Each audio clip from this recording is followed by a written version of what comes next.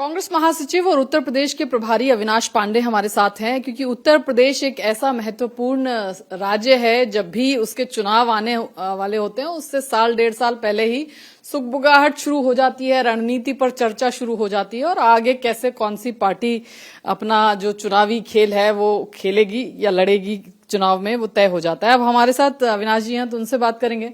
Sir, UP बड़ा महत्वपूर्ण state है। पिछले विधानसभा चुनावों में तो बहुत अच्छा प्रदर्शन नहीं था, लेकिन इस बार क्या तैयारी ऐसी कांग्रेस पार्टी करी है कि आपको लगता है कि बेहतर होगा? लोकसभा में जरूर आप लोगों का प्रदर्शन अच्छा था इंडिया लाइंस का। वही मैं कहना चाह रहा था कि विधानसभा में के बाद में जो लोकसभा 2024 का हुआ उससे निश्चित रूप से कांग्रेस का एक हौसला, कांग्रेस का एक विश्वास और उत्तर प्रदेश में जो प्रदर्शन हमने किया एक बेहतर समन्वय के साथ में इंडिया गठबंधन की जिस प्रकार से जीत हुई उसमें समझता हूं कि कांग्रेस की एक बहुत अहम भूमिका है।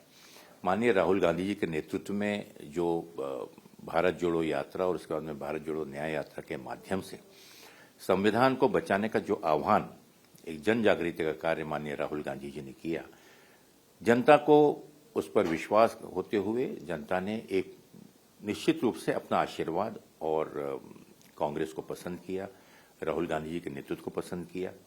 और उत्तर प्रदेश में जो एक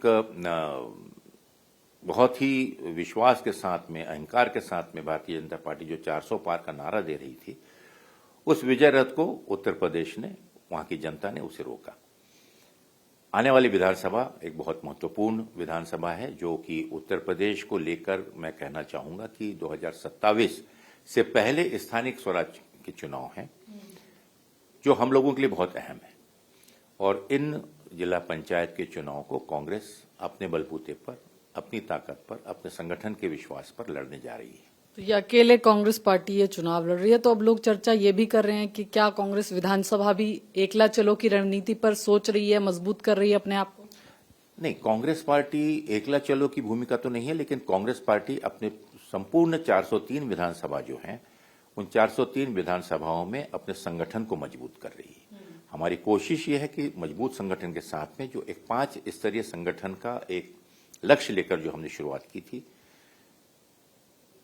उसकी पूर्णता होने के बाद में एक सुनहरा अवसर है कि पहले हम अपने खुद की संगठन की, नेतृत्व की ताकत को हम परख लें, ताकि आने वाले दिनों में अगर समन्वय और इंडिया गठबंधन के हमारे अन्य साथी दलों के साथ में जब हम जोड़ते हैं तो एक ताकत के साथ में उन्हें हम ताकत दे सकें और ये एक तरफा ना हो कि, और ये भी आत्मविश्वास हमको रहे कि हम बराबरी से, सम्मानजनक तरीके से इस चुनाव में उतरे हैं। अब क्योंकि इस बिहार का चुनाव हुआ, जब मंथन हुआ तो काफी नेताओं ने हमें बताया कि वो मानते हैं कि राजद के साथ जाना जो है वो मुफीद नहीं था। अब कांग्रेस को अकेले चलना चाहिए। अकेले लड़ती बिहार जैसे राज्य में तो जितना आया उतना तो तब भी आ जाता और संगठन पे अगर काम करते तो और मजबूती होती। क्या उत्तर प्रदेश में भी ये सेंस है ग्राउंड पे कि कांग्रेस पार्टी अगर अकेले लड़े तो जो ग्रास रूट पर मजबूती की बात है, संगठन की मजबूती की बात है, आपके काडर के मोराल की बात है, वो थोड़ा अलग होगा? देखिए, आज उत्तर प्रदेश और बिहार को आप तुलना में थोड़ा सा करना उचित नहीं होगा। उत्तर प्रदेश में जैसा मैंने कहा, हमारा प्रथम लक्ष्य है भारतीय जनता पार्टी की इस जो सरकार जो है, जो असफल सरकार है, उसे उखाड़ फेंकना। जनता का आज जो सरकार के प्रति एक निराशापूर्ण रुख है, जिस प्रकार से उत्तर प्रदेश की जनता बहुत आशा और उम्मीद के साथ एक बदलाव करना चाहती है, उस बदलाव को सही रूप में एक मजबूत संगठन के और बेहतर समन्वय से हम उसे उखाड़ फेंकें। जहां तक रही बात, आपने जो बिहार का जिक्र किया कि यहां एकला चलो की इस प्रकार से नीति का अभी कोई भी निर्णय नहीं है। स्वाभाविक है कि आने वाले समय में जिस प्रकार की राजनीतिक परिस्थितियां उत्पन्न रहेंगी, जिस प्रकार की आवश्यकता होगी, उस प्रकार से बेहतर सम्मानजनक तरीके से अगर कोई समझौता होता है तो निश्चित रूप से एक कॉमन लक्ष्य के लिए, भारतीय जनता पार्टी की सरकार को हटाने के लिए शीर्ष नेतृत्व जो भी निर्णय लेता है उसे हम सहर्ष स्वीकार करें। यानी सम्मानजनक जो भी है नंबर्स, कांग्रेस पार्टी को कई बार आपके जो एलाय पार्टनर हैं वो हल्के में ले लेते हैं अगर आपका परफॉर्मेंस उस राज्य में अच्छा नहीं होता है। बिहार में काफी टसल देखने को मिली। उत्तर प्रदेश में आपको लगता है कि समाजवादी पार्टी, क्योंकि लोकसभा में उनका प्रदर्शन आप लोगों से बेहतर था, वो टसल एक बार फिर यूपी में फेस करनी पड़ सकती है कांग्रेस पार्टी को? और जिस सम्मानजनक नंबर की आप बात कर रहे हैं वो बिहार की तरह कहीं यहाँ भी ऐसा तो नहीं होगा कि कांग्रेस को लगे कि नहीं, जितना चाहिए था उतना नहीं मिल रहा है?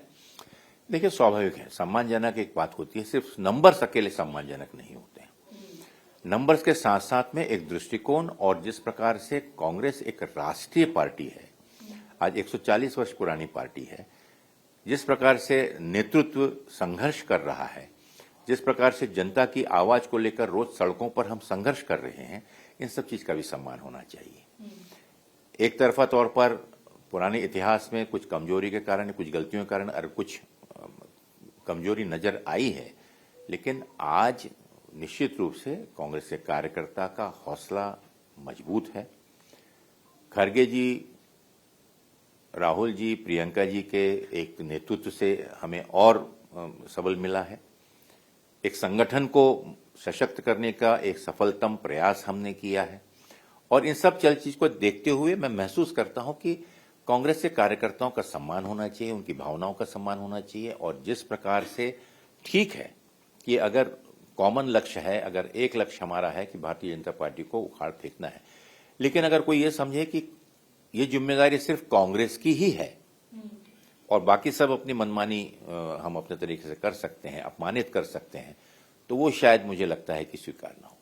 तो मतलब सम्मान की कॉस्ट पर कुछ और स्वीकार नहीं होगा। और अलायंस, क्या अभी कांग्रेस पार्टी में मंथन बाकी है, या आप लोग अपना माइंड मेकअप कर चुके हैं कि इंडिया ब्लॉक जो है, जैसा था लोकसभा के चुनाव में, मोटा मोटी उसी स्वरूप में 2027 का विधानसभा चुनाव लड़ेंगे? या आपको लगता है अभी डेलिब्रेशंस बाकी हैं, आपकी लीडरशिप को तय करना बाकी है?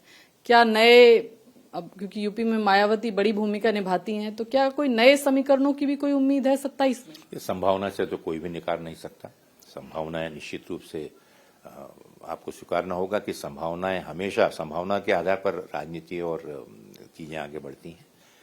सबसे पहले हमको हमारे संगठन, हमारे जो नेतृत्व, उस पर विश्वास रखकर हमें अपने आप को मजबूत करना है।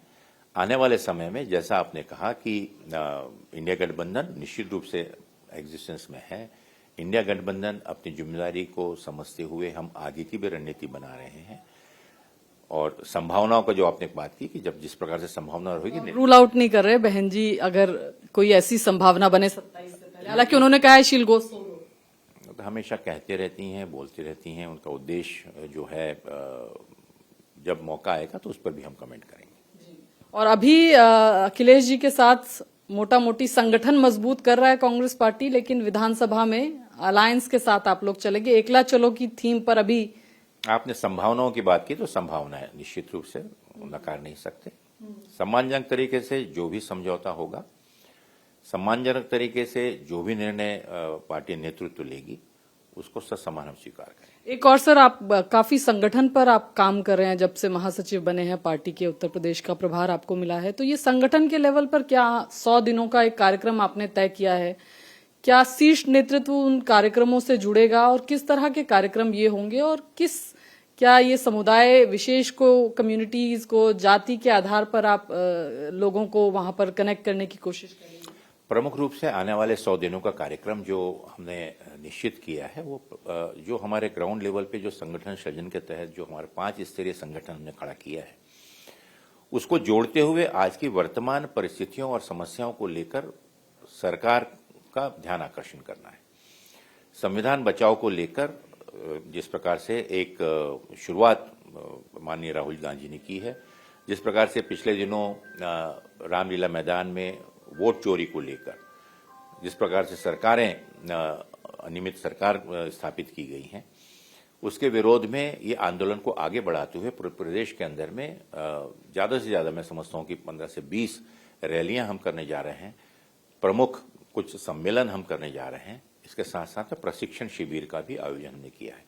तो ये 100 दिन हमारे लिए, संगठन के लिए, मजबूती के लिए, आने वाले जिला पंचायत चुनाव के लिए, और जो चुनौतियां हमारे सामने में हैं, चाहे किसानों से संबंधित हो, बेरोजगार युवकों से संबंधित हो, छोटे छोटे दुकानदार से संबंधित हो, महिलाओं पर हो रहे अत्याचार से संबंधित हो, इन सभी विषयों को लेकर, जिस प्रकार की अनियमितता आज SIR के चलते हुए जो BLAs हैं, BLOs हैं, उन पर किस प्रकार का SIR की प्रक्रिया से संतुष्ट है अभी जिस तरह से यूपी में अभी तक हुई है? मुझे लगता है कि उसमें बहुत कुछ सुधारने की आवश्यकता है। जिस प्रकार का समय सीमा को निर्धारित करते हुए इतने बड़े प्रदेश में 16 करोड़ से भी ज्यादा मतदाताओं को अगर आप समझते हैं कि 30 दिन में आप उनसे संपर्क कर लेंगे, असंभव है।